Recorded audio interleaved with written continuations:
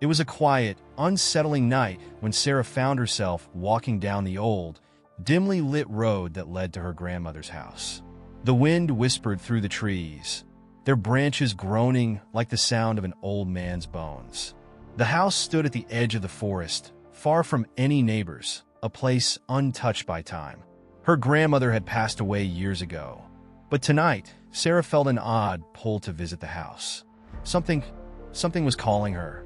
As she neared the house, a chill ran down her spine.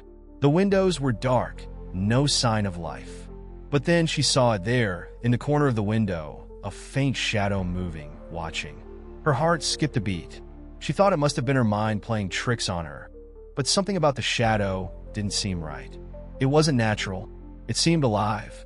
She shook the thought away and stepped up to the front door, the old wood creaking beneath her feet. She hesitated, unsure of why she was here, but the urge to enter was overwhelming. The door opened with an eerie groan, as if it hadn't been disturbed in ages.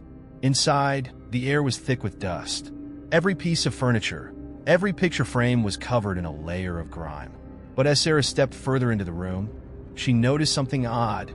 The air wasn't stale. It felt alive, as if something was stirring within the walls, watching her every move. The silence was deafening, but then it broke. A soft, faint whisper echoed from somewhere deep within the house. At first, she thought it was just the wind, but the whispering continued, growing louder, more distinct. Words, barely audible, seemed to come from every direction at once. "Leave now!" A shiver ran through her body. Sarah's instinct screamed at her to turn and run, but she couldn't. She had to know what was happening. She walked further into the house, drawn toward the darkened hallway that led to the basement. That's where the whispering seemed to be coming from. The stairs creaked beneath her feet as she descended into the darkness. The air grew colder, and the whispering became clearer. "You should not have come," it said. Suddenly, the lights flickered, and the house seemed to breathe around her. The walls groaned, the floor shifted beneath her feet. Something was alive in this house, something that had been waiting for her. In the corner of the basement, she saw something, a figure cloaked in shadow. It was tall, impossibly tall, with long, twisted limbs that stretched out of sight. The figure did not move. It only watched her, its eyes glowing faintly in the darkness. "Why are you here?" it hissed. Sarah's heart raced.